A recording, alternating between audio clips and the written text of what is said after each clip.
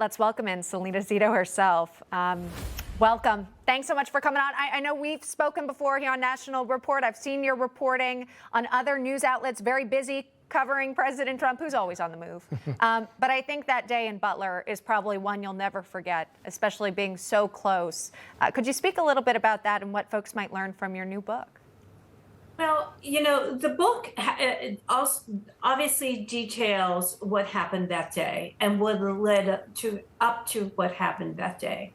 But it also details the importance of place that has in American politics that is often missed by reporters who report out of DC and New York. That doesn't make them bad or worse. It's just that they don't have an understanding of how place matters to a voter when they're considering their vote and when they're even considering doing something different.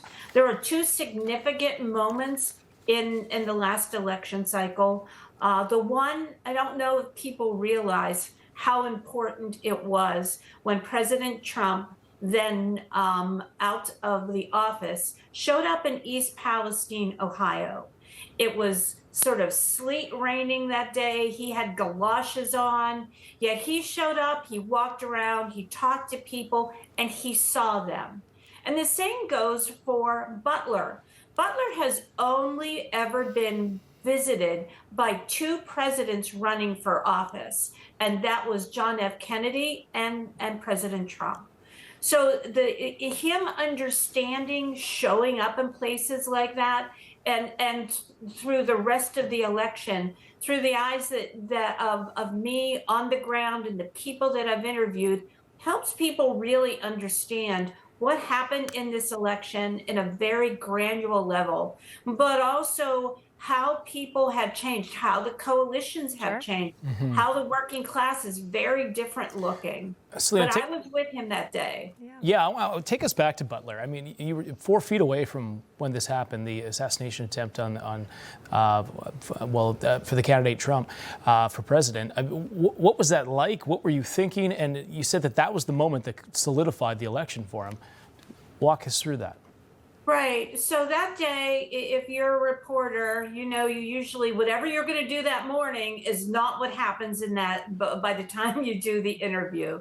And so at that point, I had just happened to be in the buffer and it's detailed in the book. There was very serious, almost comical things that happened throughout that day. But I was in the buffer. I was going to fly with him to Bedminster after the rally and do my interview. And so traditionally, a journalist isn't in the buffer. Photojournalists are, security is, but not a reporter. And I saw two things happen that he's never done, and I have covered dozens and dozens of his, maybe hundreds of his rallies. A chart comes down, and I'm thinking, what is he, Ross Perot? What's going on here, right? And then he turns away from the crowd. Now, you might not think that's significant, but it is very significant because when President Trump is speaking to a rally or speaking to people, it's a very transactional, very emotional connection. So he never looks away from them. He might turn his body, but he doesn't turn his neck. Chart comes down, he turns his neck, pop, pop, pop, pop. The bullets went flying over.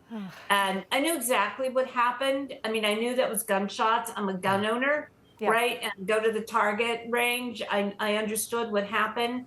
But I also saw immediately that he didn't go down, right? He didn't fall down. He took himself down. And I watched a sea of Secret Service surround him and just watched the entire thing because I was just a few feet away.